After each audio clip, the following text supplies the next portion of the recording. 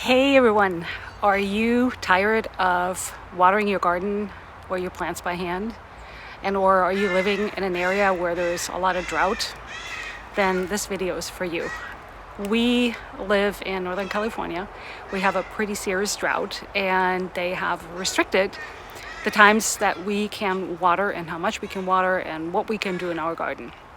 So if you've been following me along, you might have seen a video where I set up our raised garden beds. I'm going to show you in just a little bit what's going on in those garden beds. That's not a lot, not as much as I wanted to, but I've been so busy with other things that the raised garden beds are a little bit neglected. However, I do have some plants that I started from seeds that need to go into the beds, and I am going to set up drip irrigation. I'm actually having my little helper here. Where is she? Oh, there she is. That's Tika. Tika is going to help me do all of this. And we're going to do this together and show you that it's not very complicated if you have the right tools and the right materials. If you're wondering about the materials, I'll be leaving links to all of them in the box below this video. You can get them in your local hardware store or you can buy them online. We have a bit of a mishmash of leftovers, and frugal people that we are, we're going to use those, so it's not a whole kit. If you're new to this and you don't have any parts at home, I recommend that you actually buy a kit. That will be a little bit better idea than what we're doing, but I'm going to do with what we have, and then we'll see how it goes. Maybe I'll have to run over to the hardware store and get some parts because I don't have everything, but that's kind of like the fun of the process. I'm going to take you along just now.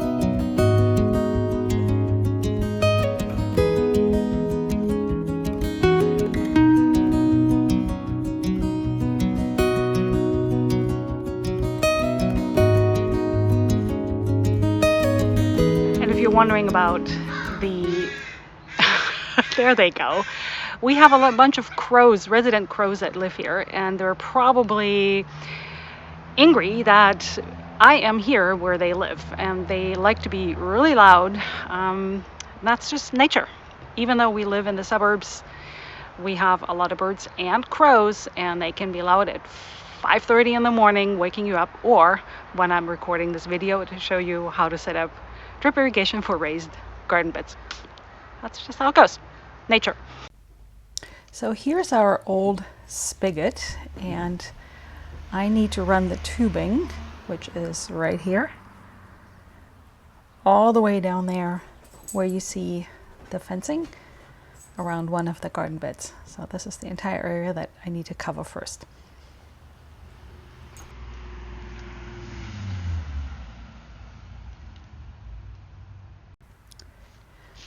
There are two garden beds, and I'm attaching this diverter to the spigot, and it's really a simple fix. You just screw it on, tighten it, make sure there's a washer in there so that you have no leakage. And checking really quick if it works. Oh yeah, water's coming out. Perfect. Other side too. Next, I'm attaching these little tubing connectors, and you simply stick the tubing into the smaller side of the connector. And yeah, sometimes it takes a little bit of effort to put that in there, but at least then you know it stays in there and doesn't go anywhere, and you can screw that a little bit more tightly on. There we go. A little bit more, and now we'll attach it to the diverter. And as you can tell, the spigot is pretty old and it's really low to the ground. Yep, tightens this way, and again make sure there's a washer in there so you have no leakage. Tighten that not too much because it's plastic. So now I'm using a pair of garden shears, and I'm going to take my tubing and run it all the way back to where I need it, making sure that I'm not pulling it too taut. It's always good to have a little bit extra. And when I have my length, I just cut it. And then I'm using these stakes to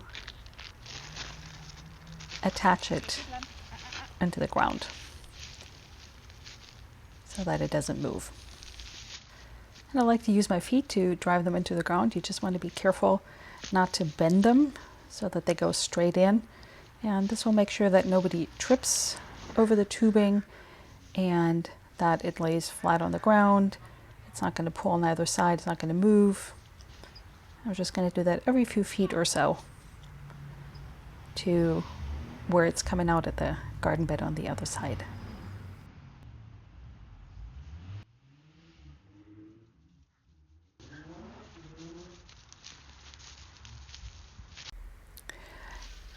Now I'm going to cut the tubing so that it ends pretty much at the middle of the short side of my garden bed. Cut it just a bit longer, and oops, there it goes.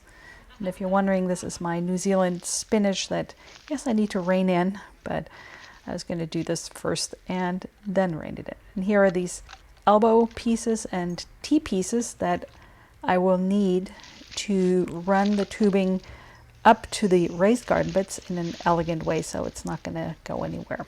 So we'll take an elbow piece and attach it to the end of the tubing, and you can just simply drive it in. Oops.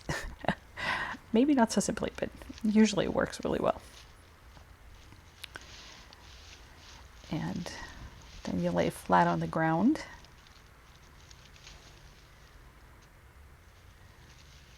And now we attach the piece of tubing that will go up to the raised garden bed. And it's the same thing here, just sticking it in there the best you can.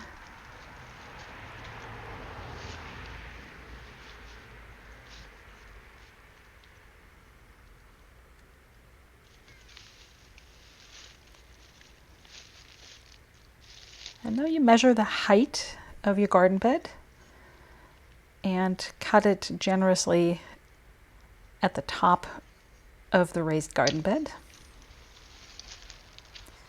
And it wants to bend away from me. That's because it's been curled up for so long. And this is the moment when I'm going to use some more stakes to keep the tubing where it's supposed to be. Put that in the ground. You want to find a spot where it actually holds and doesn't come right back out.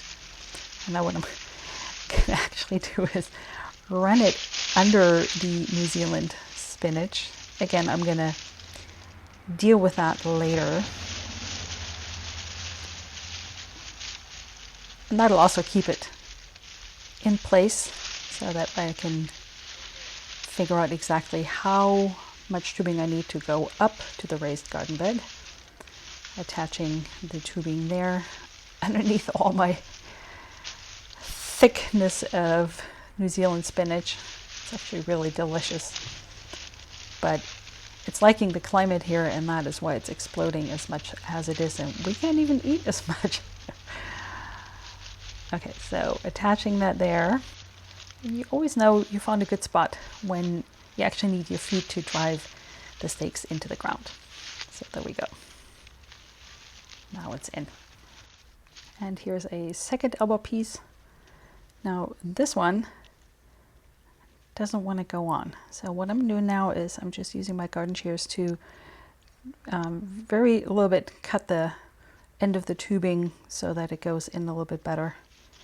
And there we go. So now we have the tubing that goes up to the garden bed, and I'm measuring how much I want to go in, just a few inches. And again, attaching that. And from here we need a T-piece. Oops, and that's not even focused, sorry guys. So there's a T-piece that makes it go to the left and to the right. And then I cut a piece of tubing that goes to the left, a very short piece, and then a longer piece of tubing, because we want to run the short side of the garden bed with 3 pieces of tubing coming out running the long side of the garden bed, making sure everything is tight. Cutting a piece to the right and attaching that to the right. And I'll show you in a moment what that looks like from the top if that's a little hard to see from here.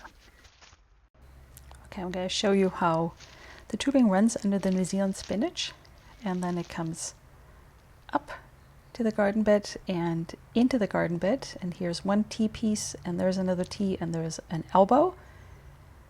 And we do the same on the other side. There's going to be an elbow piece right there.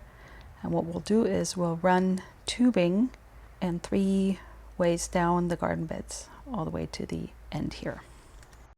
I've actually gone ahead and attached that long piece of tubing down the long side of the garden bed already and attach it with some stakes. And then there's this end piece. I'm going to show you what we do with that. There's 2 ways to deal with this. Either you can use an end cap or this figure 8 little piece. I'm going to show you how that works.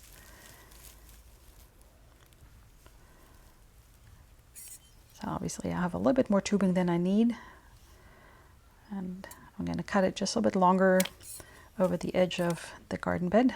As you can see, those are our rock garden beds. And then you put the figure 8 piece over the end and just a little bit in. And then you fold the tubing to create this really big kink and stick the end that's coming into the other side of the figure 8, into the other O, if you will. And here's what that looks like. This is the end piece with the figure 8 kink. And here's the tubing attached. I'm going to show you what happens next. And here's these little drip connectors. And there's this lifty little tool that helps us poke a hole into the tubing. So we'll just push it in there, making sure it only goes in one side. Sometimes I use a bit of a turning motion, and there it is. Now we have these little drip hoses. They're very small.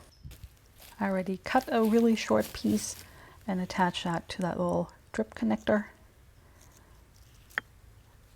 And I have these little other black stakes to hold those in place, and clip that in there. And this is what that looks like. A little drip connector and the small piece of tubing right by the squash plant. And I'm going to show you what that looks like. I have 3 long pieces of tubing in my 4x8 garden beds, and then I attach these little drip connectors so that the water drips out by every plant close to the roots, by the tomato plants, the basil, and the peppers that I have in the back there. And this is what the finished product looks like, and you can just add as many drip connectors as you like for all your plants. I hope that you found this helpful and basically see that if I can do it, you can do it. It's really not that complicated. I think it's a little bit like Legos. If you can put Legos together, you can put your drip irrigation together for your raised garden beds, and it's really not that complicated. So a few takeaways from this are you can finish it in one day depending on when you start. However, because we live in California, it was getting really hot, and that had an advantage for the hoses because they became a little bit more pliable. So if you're doing this in the full sun, or if you let the hoses warm up so that they become a little bit softer, it makes your job a little bit easier. Also, if you're cutting, always cut a little bit longer. It's like sewing. If you cut it too short, there's nothing you can do. I mean, there's connector pieces, but basically I encourage you to cut just a little bit longer, and you can always cut a little bit shorter if you don't need the extra length. You can always add some extra drip outlets to it, the little drip spouts, and then do a little bit trial and error. See what your plants like, watch your plants over time if they need a little bit more water or less water, because you can always take these little drip spouts out and replace them with other ones. You can always add more if your plant really needs a lot more water. So there's always a little bit trial and error, and like in my garden mistakes video, sometimes you just need to make mistakes before you figure out what works and what doesn't. But sometimes we really need to make those mistakes, and they'll be a really valuable lesson. And I wish that we could call it something else than mistakes, because mistakes is such a loaded word. It's almost like experience. You gain your own experience, and you learn from your own experience and from your takeaways.